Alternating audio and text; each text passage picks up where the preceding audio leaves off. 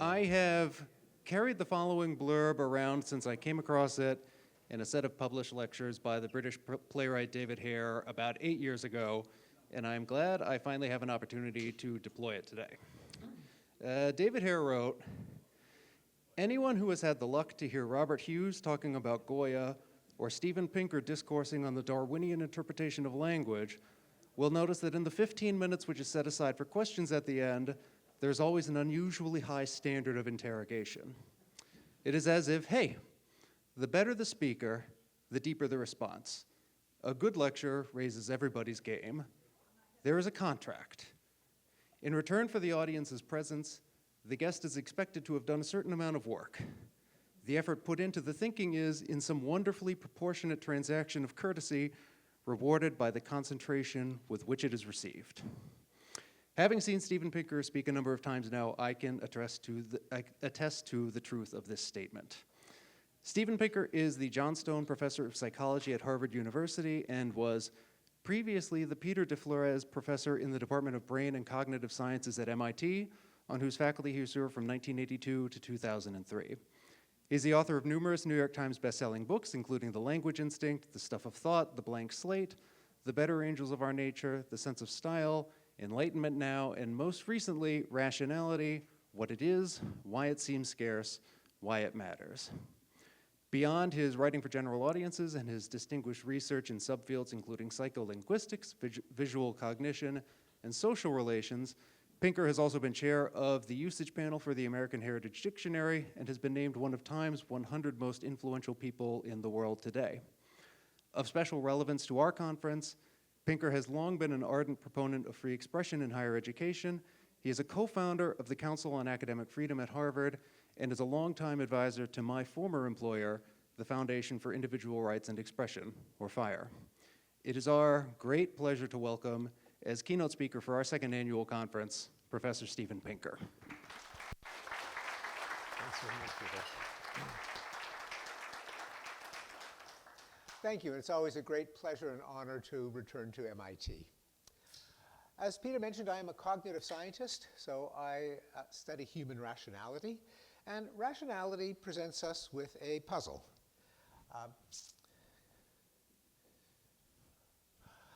On the one hand, our species can lay claim to feats of stupendous rationality. We have escaped our planet and taken pictures of our home from the moon.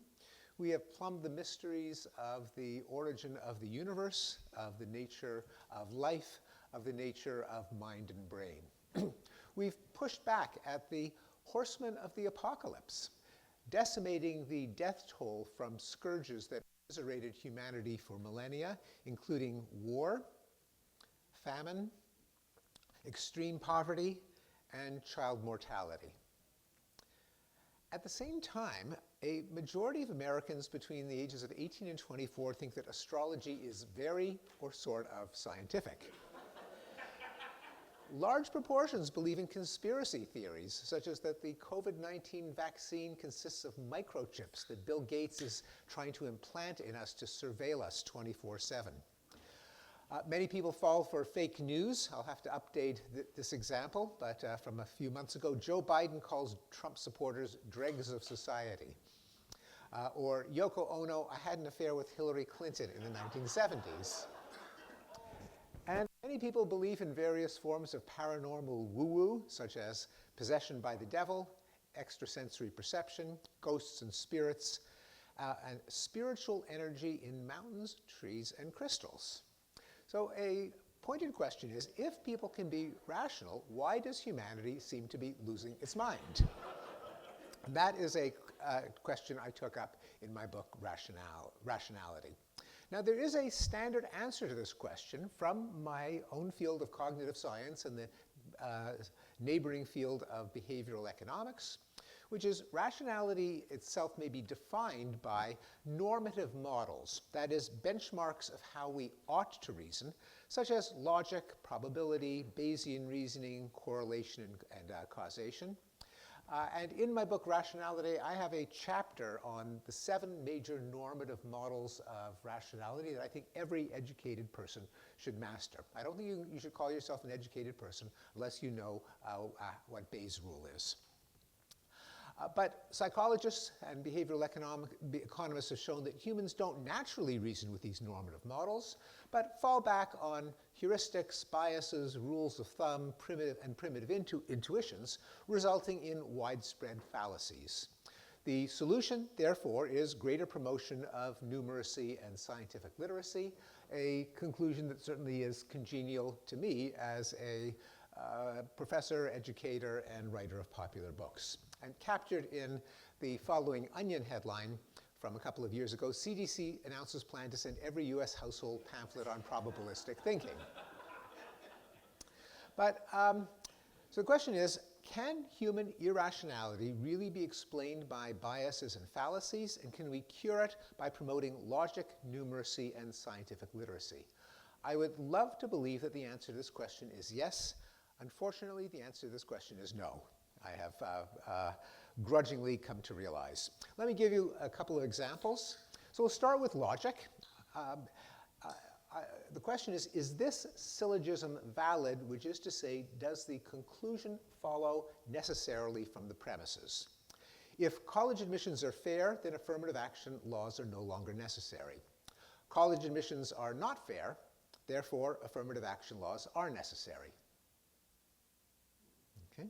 Well, this is not a valid syllogism. It commits the fallacy of denying the antecedent, that is going from P implies Q to not P implies not Q, which is not logically valid.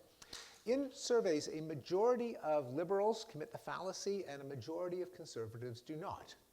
Now, if you ask conservatives how to explain this finding, they say, well, we knew it all along. Liberals are irrational. Not so fast. How about this syllogism? If less severe punishments deter people from committing crime, then capital punishment should not be used. Less severe punishments do not deter people from committing crime. Therefore, capital punishment should be used. Well, this too is a fallacious inference. It also commits the fallacy of denying the antecedent. This time, a majority of conservatives commit the fallacy and liberals are the logicians. Now, of course, what's obviously going on in both cases is people will think that any chain of reasoning leading to a conclusion that they already endorse must be valid. So they throw logic to the winds and they just decide by whether the conclusion is politically and socially congenial. Let me give you a couple of other examples. This is from a test on climate literacy. Climate scientists believe that if the North Pole ice cap melted as a result of global warming, sea levels would rise. True or false? Climate scientists believe that human-caused global warming will increase the risk of skin cancer in human beings. One of the causes of global warming is a hole in the ozone layer. And one of the ways of to mitigate climate change is to clean up toxic waste dumps. Now, the answers to all of these questions are false. That is, it's to take the first example, it's the melting of ice caps over Greenland and Antarctica that will raise sea level rise, not ice that's already sitting on water. Just as when the ice cube in your Coke melts, the glass of Coke doesn't flow. It's ice on land rather than ice on water. Now, it turns out that if you give this test of climate literacy, people who endorse the scientific consensus on anthropogenic climate change do not do any better than those who deny it. A lot of people who believe in human-made climate change have a general sense of kind of green is good and pollution is bad, and so they will commit errors like a hole in the ozone layer, obviously bad, causes global warming. Well, it could cause a number of bad things, but global warming is not one of those. It's obviously greenhouse gases in the atmosphere. And so the people who accept it actually are as out to lunch on the underlying science as the people who accept it. So what does lead to science denial? And the answer is political orientation, pure and simple. If you ask people, why is the Earth getting warmer? Is it because of human activity, because of natural patterns, or there is no solid evidence either way? What you find is the farther to the left, the farther to the right, the more climate denial, the farther to the left, the more acceptance of human-made climate change. Scientific literacy is irrelevant. This is work from the legal scholar at Yale, Daniel Kahan, and he calls it expressive rationality. That is, many people's opinions are signs of loyalty to their social or political coalition. Well, it raises a question, how do we achieve feats of rationality despite our, not only all those cognitive biases that cognitive scientists and behavioral economists have documented. If you go to the Wikipedia page for cognitive biases, they list 200 of them. On top of that, there are all the political biases that Kahan and others have documented. So how did we manage to get to the moon and invent vaccines and smartphones and discover the Big Bang if we're all so irrational? And the answer is we have rationality promoting institutions. Now, few of us individually can justify our beliefs, including our true beliefs. And I'll confession on my part, I've been vaccinated against COVID 6 times. And if you ask me, how do the vaccines work? I'll say, well, something antibodies, something immune system, something T cells. Basically, I trust the people in the white coats. We all depend on the expertise of scientists, historians, journalists, and government record keepers and mainstream authors. In these institutions, one person can notice and make up for another's biases, capitalizing on the fact that we are all vulnerable to biases, we all commit them, but we're much better at pointing out the other guy's biases. So if you have people in a community where someone can be criticized and there are general rules that tend to steer the collective toward truth, they can make us collectively more rational than any of us is individually. What do I mean by rationality promoting institutions? Well, an obvious one is science with its demands for empirical testing and peer review. That is, we don't just consult a Nobel Prize winner or some scientist monarch. In theory, democratic government with its checks and balances, designed for the same reason. Journalism with its demand for editing and fact-checking and sourcing and error correction. Our judicial system with its adversarial proceedings. And even the great, possibly the only success story on social media, namely Wikipedia. Admit it, you all use it. And that's because it is, though it's not infallible, it's surprisingly accurate given that it is a peer-contributed institution. But that's because to become a Wikipedian, you've got to sign on to their pillars of objectivity and edit articles with a prior commitment to neutrality, objectivity, and sourcing. And of course, the very institution that brings us all together, academia, with its commitment to freedom of inquiry and open debate, in theory. Which means that, and I will return to that. Now, it means that an important way to promote public rationality is to safeguard the credibility and objectivity of our rationality-promoting institutions, those that make us more rational and objective than any of us could ever claim to be individually. So the experts should be prepared to show their work rather than make arguments from authority. Fallibility should be acknowledged so that when the facts change and they change their mind, they have not forfeited credibility. Gratuitous politicization should be avoided. I'll say that again, gratuitous politicization should be avoided. A principle that has been observed in the breach by all of our major scientific institutions which have fallen over themselves to embrace critical social justice or woke rhetoric in the last 5 years. And issues like climate change, vaccines, public health measures, and science in general should not be branded as left-wing causes. If they are, it is guaranteed that the right and sectors of the center will blow it off. It'll be just another interested priesthood. And that brings me to the topic that has brought many of us here together today, human rationality and academic freedom. It is, I don't have to tell you that academic freedom is under threat. The Foundation for Individual Rights and Expression, of which Peter just reminded us, does an annual survey of academic freedom. I actually haven't updated this yet for their 2023 results. It just came out last week. But between 2014 and 2022, there were 877 attempts to punish scholars for constitutionally protected speech, 114 incidents of censorship, 156 firings, 44 of them of tenured professors, more than during the McCarthy era. Now, it raises a question, why should academia, of all institutions, punish the expression of opinion? Isn't that what academics are in the business of doing, is expressing opinion? Well, part of the answer comes from the fact that the political affiliations of faculty have been getting increasingly aligned with a political pole, namely the left. Here is a pie chart of the political orientation of the Harvard faculty in the year 2022, 2 years ago, where 45% of Harvard faculty identified themselves as liberal, 37% as very liberal, 16% as moderate, and 1.46% as conservative, and that figure is bound to go down because he's retiring.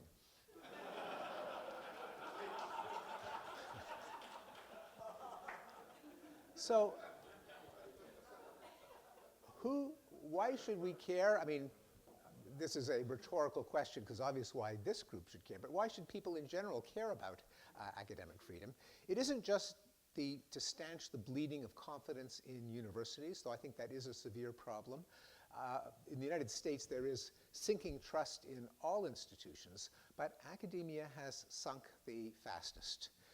We're not yet down at the level of government and journalism, but the slope is steeper. Only half of Americans believe that universities have a positive effect on the country. Academic freedom should not be seen as a perquisite of professors. This is something that I have to remind my colleagues of. That's not why academic freedom is important. In fact, professors are kind of part of the problem. It's actually a lot of these incidents that fire documents are professors censoring other professors. But rather it's to safeguard rationality, and hence the overall theme of today's lecture. No one is infallible or omniscient. There are those 200 cognitive biases listed in the Wikipedia page. Intellectual progress, such as it is, has been driven by what Karl Popper called conjecture and refutation. Namely, some people propose ideas. They're not oracles, they're not priests. The ideas might be wrong, but other people probe whether they're sound. And in the long run, we hope, and we have reason to conclude, that the better ideals prevail. So any institution that disables this cycle is doomed to error and will provide erroneous guidelines on vital issues.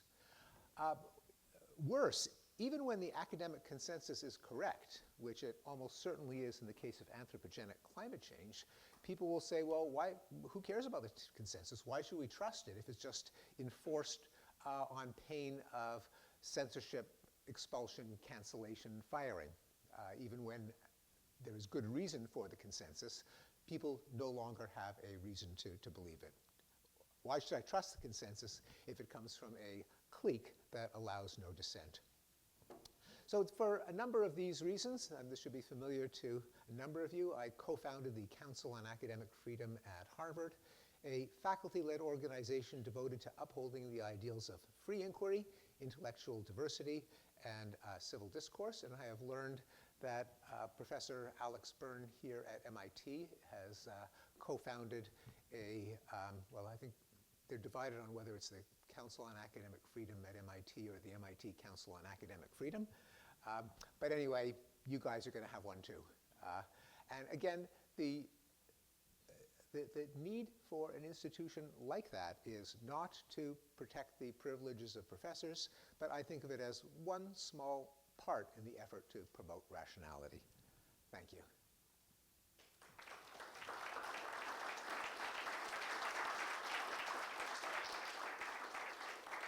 Thanks. I have deliberately kept it brief to leave time for questions. Yeah. Okay. I heard you say that you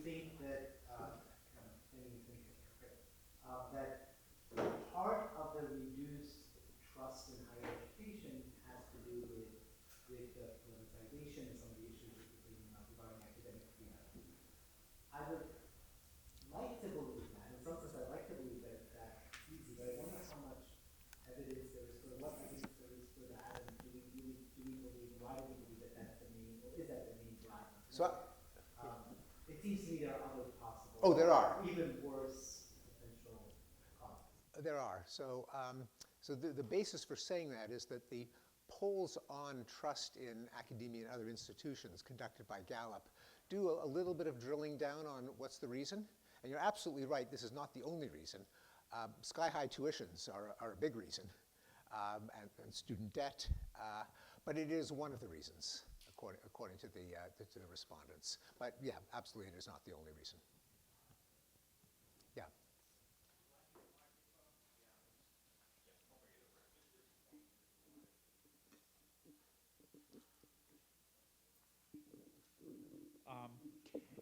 How your position is not necessarily in line with everyone else's at Harvard, and maybe this is a question of temperament, but how do you deflect criticism? How does Professor Byrne deflect criticism? How do some of MIT leaders rationally deal with this just flood of irrational counter-argument, opinion, criticism? Because it seems some are very good at it, like yourself, and maybe you can comment on that sort of dynamic. So the question is, how do we deflect criticism? Well, to make arguments of the kind that I've been making, that it's essential to the very raison d'etre of a university, that there is a hazard of a count on any defender of academic freedom. Isn't this just a right-wing front? That the real threats to academic freedom are Bill Ackman and Elise Stefanik and Virginia Fox. And they may be. I don't think Bill Ackman is a threat to academic freedom, frankly.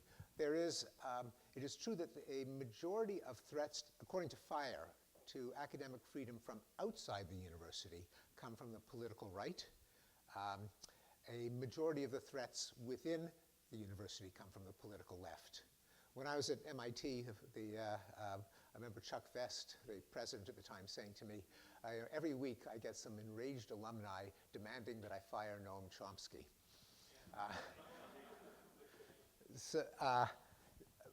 And we do, I think there is a perception at Harvard that we are a kind of a right-wing organization, and that's because academia is, the way I put it is that it's situated at the left pole. Just as when you're at the North Pole, all directions are south, the left pole is the mythical place from which all directions are right. And so kind of by the standards of academia, we're probably not as left as the typical professor, although there is a diversity of opinion, including among the executive council. But it is kind of seen as suspicious because we aren't defending professors against rich donors, who many of my colleagues think are the greatest threat to academic freedom. I tend to think that's mythical, but that is something that we face. There's also, needless to say, over the past year, subsequent to forming the council, the threats posed by again, no news here, but the sometimes extreme demonstrations by pro-Palestinian factions and the measures that universities have taken to kind of protect their commons, protect communal life, have been a source of a lot of conflicts, some of which require some pretty deep analysis of what are the legitimate boundaries of speech in debates on academic freedom. Such as it's, and we have done a lot of soul-searching, debating, trying to educate our colleagues on this. A lot of it taken from First Amendment jurisprudence. Now, the United States is the country most protective of free speech. We're way more permissive than most European countries. For example, hate speech is constitutionally protected in the United States, Holocaust denial. But there are exceptions, even in the United States, such as incitement to imminent lawless activity, crimes that by their very nature are committed with words like libel, bribery, harassment, true threats. And there are legitimate restrictions on time, place, and manner.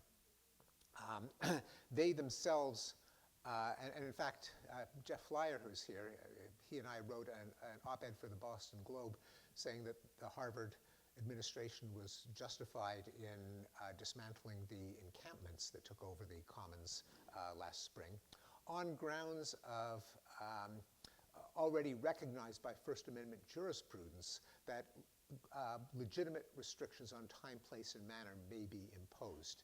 The idea is that the First Amendment does not give you the right to blare political propaganda from a sound truck in a residential neighborhood at 3 a.m. And it doesn't give you the right to set up your soapbox in the middle of a busy freeway.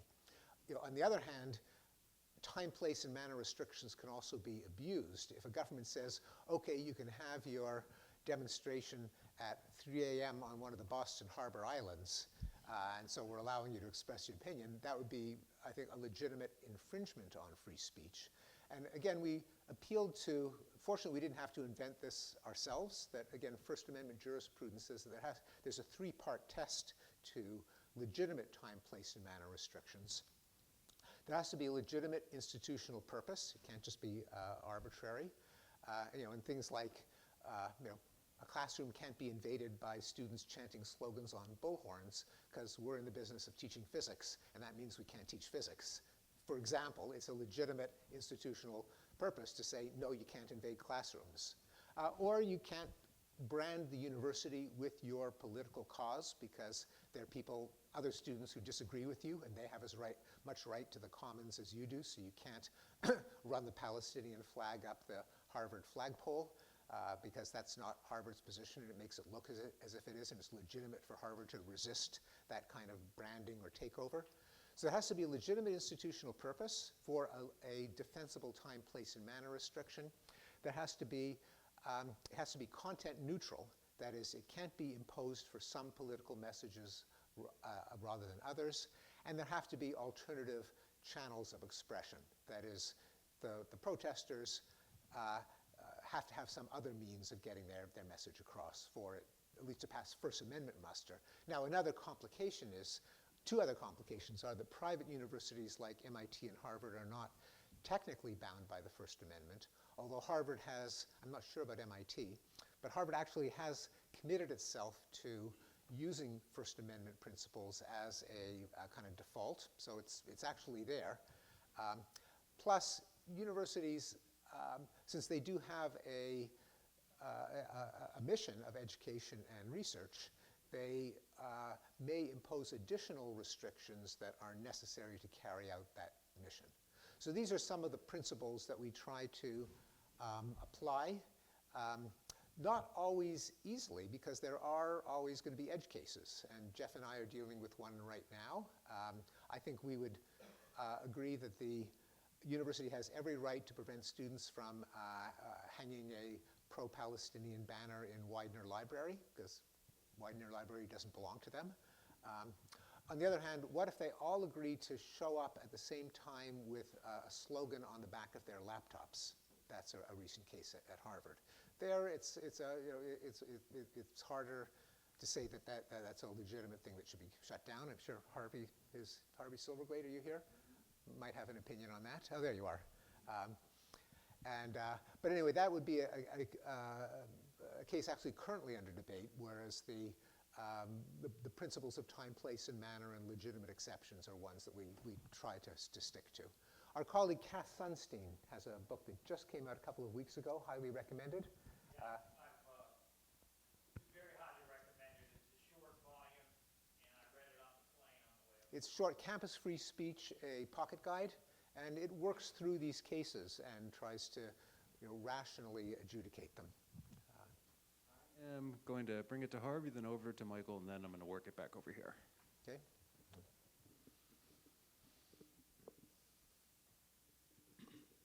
My question is whether it's a problem that so few governing boards know what's going on their own campuses.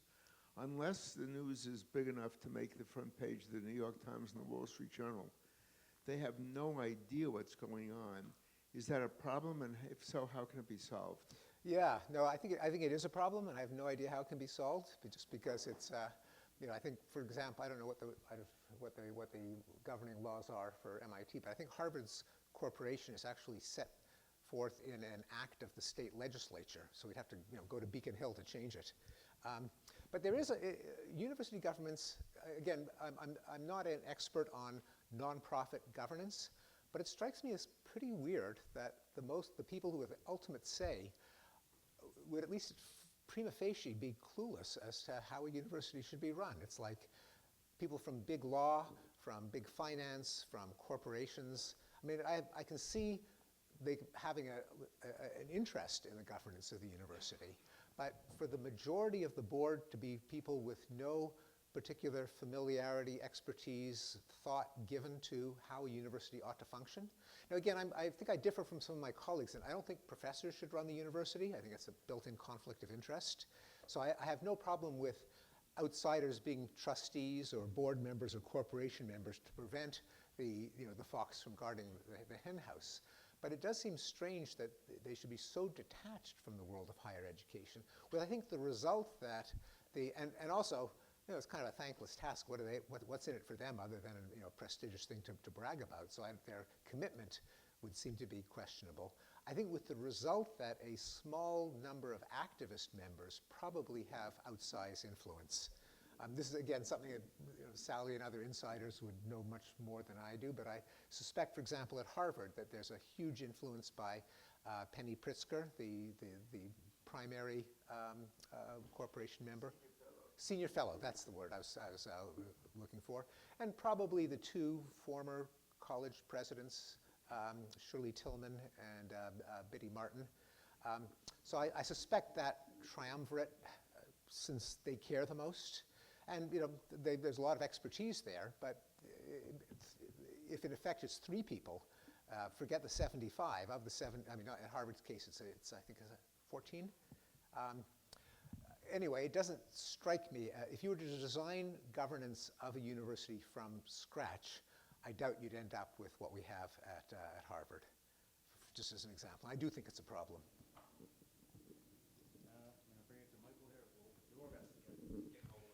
Michael Schwartzman. You may not be a specialist on governance, but there is no better question to ask than you.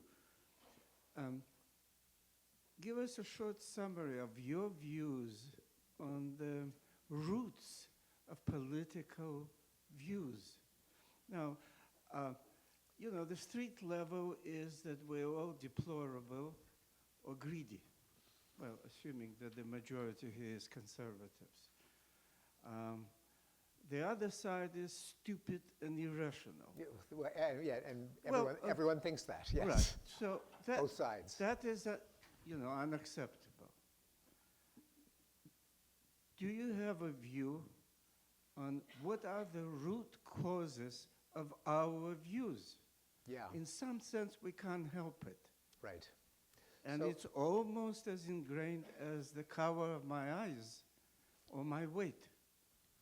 There's, so I mean, that would be, the color of eyes, I mean, that would be something of an exaggeration, but on the other hand, it is true that some amount of the variance in political orientation is genetic.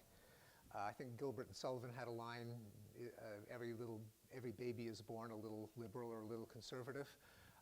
Again, that's an exaggeration, but there is some truth to that. I think maybe 30 or 40% of the variance in political orientation is genetic, but which also means that a lot of it is not genetic. Some of it is just haphazard by chance. A lot of it obviously is peer influence. You grow up. It's not a coincidence that there are red states and blue states. People in the same community influence one another. Of course, that doesn't account for the leftward bias in universities.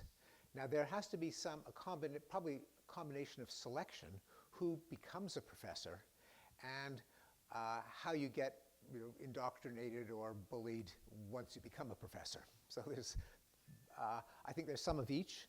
There is an argument that the professoriate and other positions like nonprofits and journalism select for more of a left-wing tilt because there's been a number of speculations, but one of them is that the left tends to favor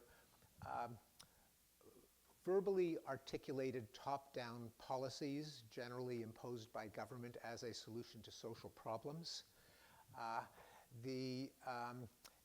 A professor's stock in trade is verbally stated propositions argued for in a step-by-step manner, as opposed to, say, more organic, bottom-up, invisible hand mechanisms like the free market, like cultural norms and traditions, where no one decides, they kind of evolve organically.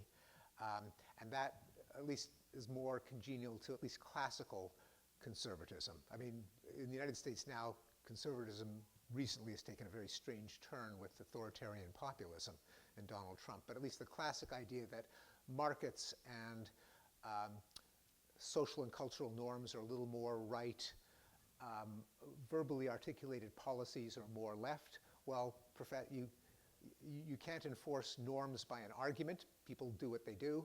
The market doesn't work by top-down edicts. So if you like top-down edicts, you're going to be a professor, and you're also likely going to be more on the left. So that's one possible source. Another one is that if you think the way to do the most good is to build stuff, invent stuff, sell stuff, have a strong military to protect us, you're going to not gravitate to academia as the way to do good in the world. You're going to go into business or tech or the military. If you think that the way to do good is by persuading people of opinions, then you'll go into journalism and academia and nonprofits. And so that's another basis for self-selection into academia versus alternative professions. That could kind of seed a difference in these two sets of institutions, which then could become self-reinforcing, all the more so when universities tend to hire and admit from similar socioeconomic groups. If increasingly people who already have higher education live together in city centers and fancy suburbs, if they hang out with one another because they don't belong to Rotary Club or churches, but rather hang out in cultural institutions, there can be a kind of homophily or like attracts like, which could increase the polarization, including in academia, to the extent that academics that our students and our colleagues, I think increasingly, tend to be drawn from professional classes to begin with. In the generation of academics older than me, there are plenty who came from working class and small business backgrounds. That's less and less likely. I think more and more of my colleagues are the children of professors and doctors and lawyers and other kind of verbal professionals.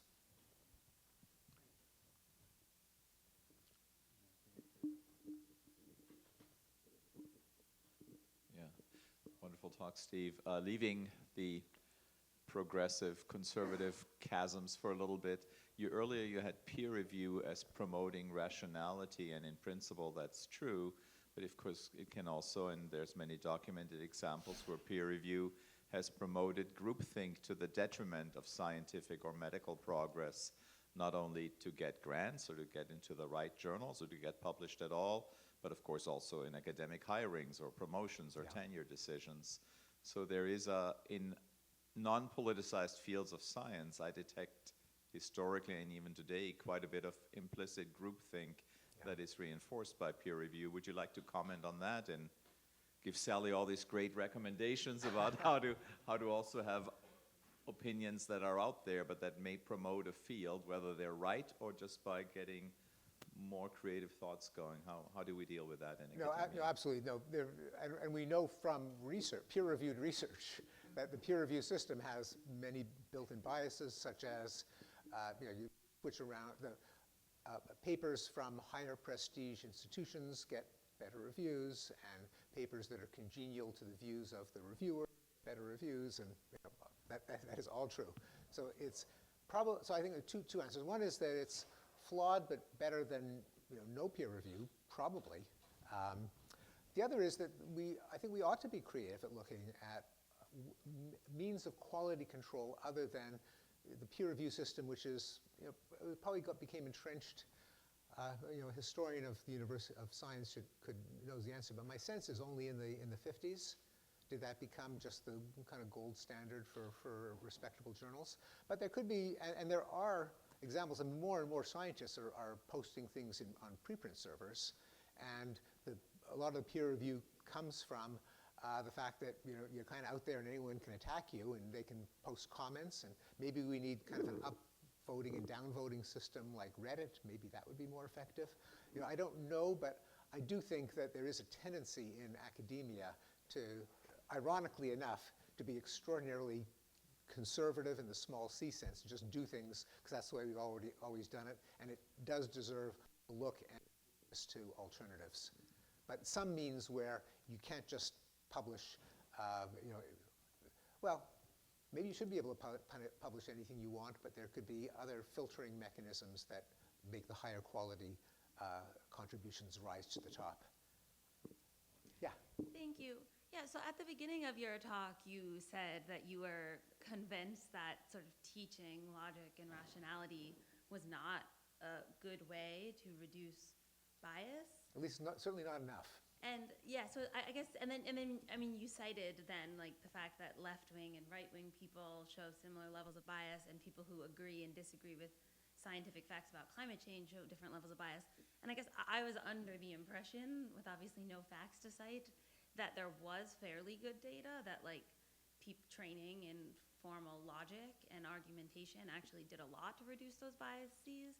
And I mean, surely like the syllogism kind of bias, nobody who took logic classes is going to show that. And I was just wondering, do you think that data is suspicious or is just showing like a surface level ability that isn't reflective of less bias on a deeper level? So, I deeply want to believe that that's true, because that's kind of what I do.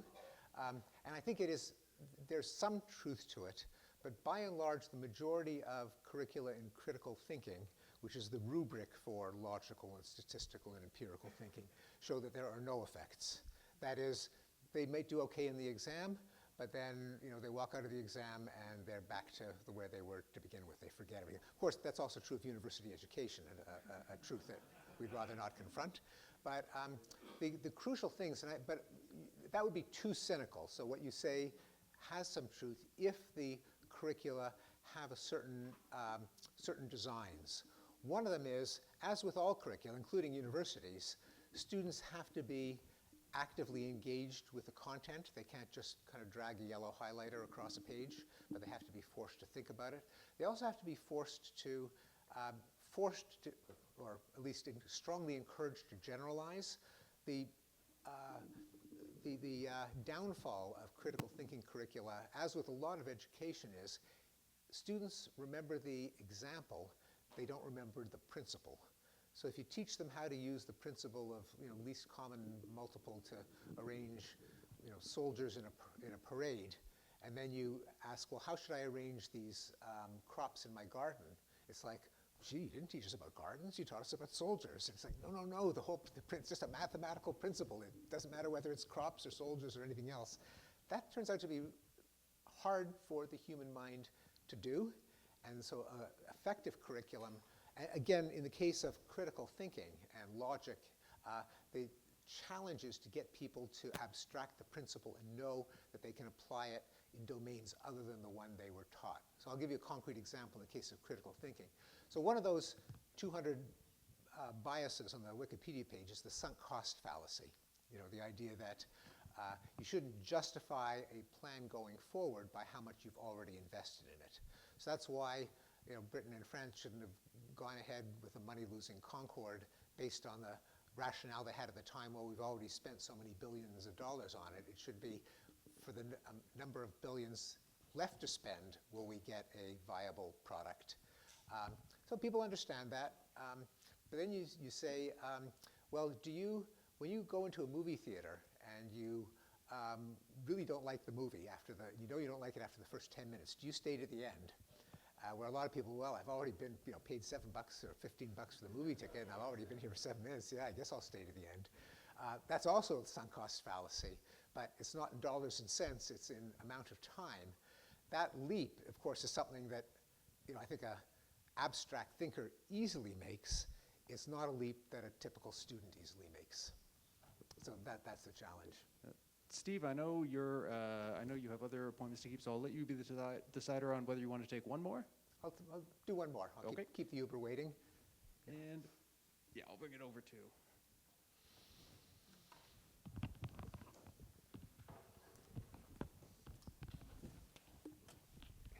I'm Elizabeth. I work at FIRE, actually.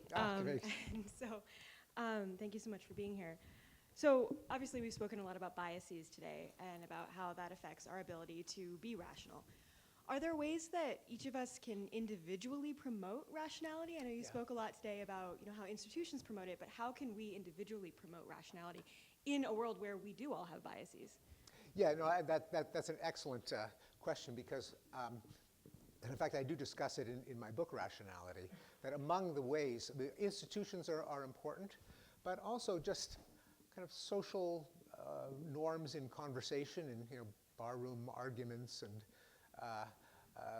kitchen table debates. There ought to be more people conceding that they might be wrong, attaching probabilities to their beliefs instead of being certain, being open to what would show them wrong, avoiding informal fallacies like setting up a straw man or arguing from authority or arguing from emotion or from